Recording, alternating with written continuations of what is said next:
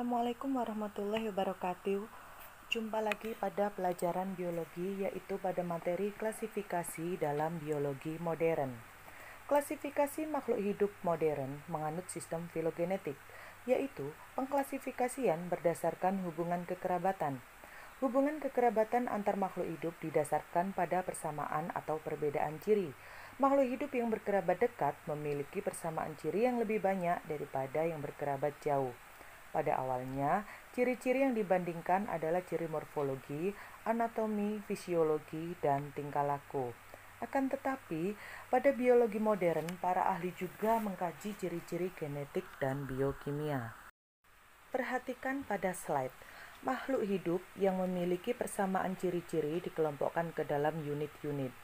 Unit-unit tersebut disebut dengan takson. Takson disusun dari tingkat tinggi ke tingkat terendah. Makhluk hidup yang memiliki sedikit persamaan ciri dikelompokkan ke dalam tingkatan takson yang tinggi. Tingkatan takson tersebut memiliki jumlah makhluk hidup yang banyak. Sebaliknya, makhluk hidup yang memiliki banyak persamaan ciri dimasukkan ke dalam takson yang lebih rendah. Ketentuan penamaan binomial nomenklatur. Karya Linnaeus yang sangat penting adalah penamaan jenis atau spesies menggunakan dua nama atau binomial nomenklatur.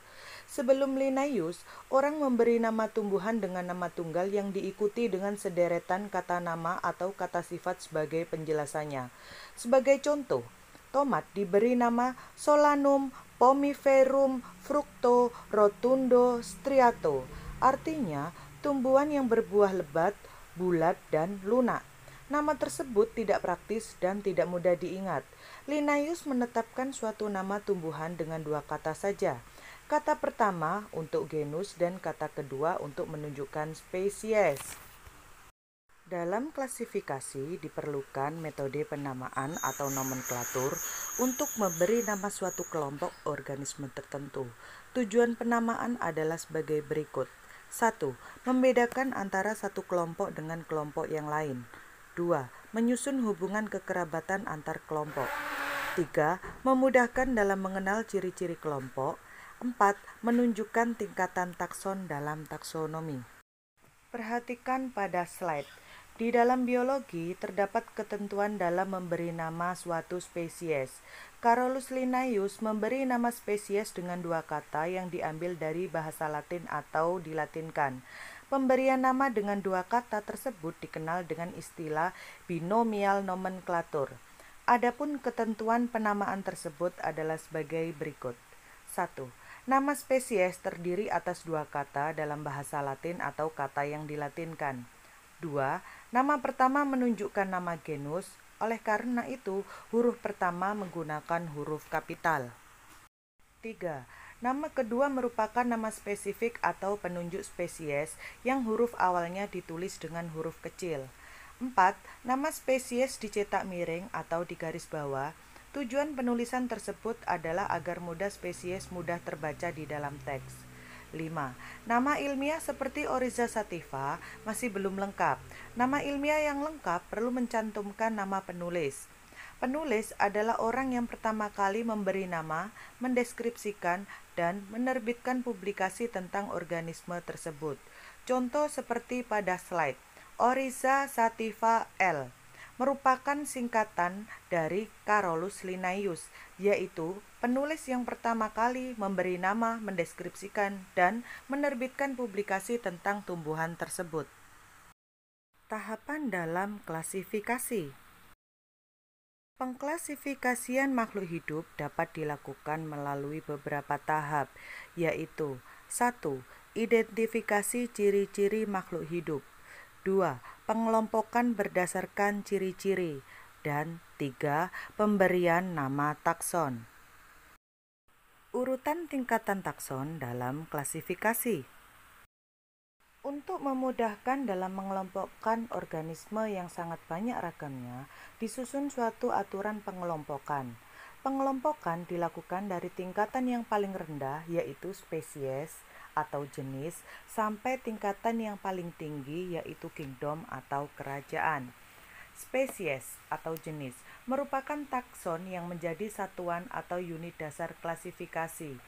Dua atau lebih organisme dimasukkan ke dalam satu spesies yang sama jika organisme-organisme tersebut dapat melakukan perkawinan alami dan menghasilkan keturunan yang fertil. Keturunan fertil artinya keturunan yang dihasilkan dapat melakukan perkawinan dengan sesamanya dan menghasilkan keturunan yang normal. Genus atau marga. Beberapa jenis atau spesies yang memiliki kesamaan ciri dimasukkan ke dalam genus yang sama. Genus adalah tingkatan takson yang memiliki beberapa spesies sebagai anggotanya. Misalnya, anjing dan serigala berbeda spesiesnya, tetapi mereka masih dalam satu genus, yaitu genus Canis. Canis berasal dari kata caninus yang artinya gigi taring. Famili atau suku. Famili adalah tingkatan takson yang anggotanya terdiri atas beberapa marga atau genus. Genus Canis, marga anjing, bersama-sama dengan genus Cuon atau marga ajak dimasukkan ke dalam famili Canidae yang berarti keluarga anjing. Ordo atau bangsa. Ordo adalah tingkatan takson yang menghimpun beberapa famili. Famili Canidae, kelompok anjing, bersama-sama dengan famili Felidae, kelompok kucing, atau famili Ursidae, kelompok beruang, membentuk ordo Carnivora, yaitu bangsa pemakan daging. Klasik atau klasis atau kelas. Beberapa ordo yang memiliki persamaan ciri dimasukkan ke dalam satu kelas. Ordo Carnivora bersama-sama ordo Rodentia atau binatang pengerat misalnya tikus, ordo Chiroptera bangsa kelelawar, ordo Primata bangsa kera, dan ordo Insectivora bangsa terenggiling memiliki ciri-ciri yang sama, yaitu memiliki kelenjar susu dan menyusui anaknya sehingga dimasukkan ke dalam satu kelas, yaitu mamalia. Filum atau divisi merupakan tingkatan takson yang menghimpun beberapa kelas memiliki persamaan ciri-ciri. Misalnya, seluruh organisme bersel satu dan memiliki alat gerak berupa flagellata dimasukkan ke dalam filum Mastigophora atau yang kita kenal dengan flagellata. Selanjutnya, seluruh tumbuhan yang memiliki bunga sebagai alat perkembangbiakan dimasukkan ke dalam divisi Anthophyta. Dan seluruh hewan yang kakinya bersegmen-segmen dimasukkan ke dalam filum Arthropoda. Pada umumnya, filum digunakan untuk takson hewan, sebaliknya divisi digunakan untuk takson tumbuhan. Di atas filum atau divisi terdapat tingkatan tertinggi yaitu kingdom atau kerajaan atau dikenal dengan regnum atau dunia.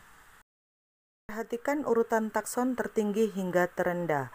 Pada hewan, urutan tertinggi adalah kingdom, urutan kedua adalah filum. Pada tumbuhan, urutan tertinggi adalah regnum, urutan kedua adalah divisio. Selanjutnya, hingga tingkatan terendah adalah sama. Coba amati contoh tingkatan takson pada hewan di slide. Dari 3 tingkatan takson pada hewan, perhatikan pada famili. Ketiga-tiganya berakhiran dengan kata dae. Itu adalah menjadi ciri khas bahwasanya nama famili pada hewan itu berakhiran dengan kata dae. Sekarang perhatikan urutan takson pada tumbuhan. Yang menarik di situ adalah pada ordo selalu berakhiran les, pada famili selalu berakhiran kata seae. Identifikasi makhluk hidup. Identifikasi mencakup 2 kegiatan, yaitu klasifikasi dan tata nama. Jadi, identifikasi adalah menentukan persamaan dan perbedaan antara 2 organisme, menentukan apakah keduanya sama atau tidak, kemudian menentukan identitas dan memberi nama organisme. Berikutnya adalah membuat kunci identifikasi. Untuk mengidentifikasi organisme yang baru saja dikenal, diperlukan alat pembanding. Alat pembanding dapat berupa gambar, spesimen atau awetan, hewan atau tumbuhan yang sudah diketahui namanya, atau kunci identifikasi. Kunci identifikasi atau dikenal dengan kunci determinasi. Penggunaan kunci identifikasi untuk melakukan identifikasi telah lama digunakan. Kunci identifikasi pertama kali diperkenalkan oleh Carolus Linnaeus. Namun sebenarnya Jean-Baptiste Lamarck tahun 1778 yang menggunakan kunci identifikasi modern untuk tujuan identifikasi. Hal-hal yang harus diperhatikan dalam pembuatan kunci determinasi. 1. Kunci harus dikotomi atau saling bertolak belakang atau berlawanan. 2. Kata pertama dari setiap pernyataan dalam satu kuplet harus identik. Contohnya, 1A. Tumbuhan tidak mempunyai batang. B. Tumbuhan mempunyai batang. Berikutnya, kedua pilihan atau bagian dari kuplet harus kontradiktif, sehingga satu bagian bisa diterima dan yang lain ditolak. Setelah itu, hindari pemakaian kisaran yang tumpang tindih atau hal-hal yang bersifat relatif dalam kuplet. Selanjutnya, pernyataan dari dua kuplet yang berurutan jangan dimulai dengan kata yang sama. Berikutnya, setiap kuplet diberikan nomor 1A, 1B, 2A, 2B. Dan yang terakhir, kalimat pernyataan dibuat pendek.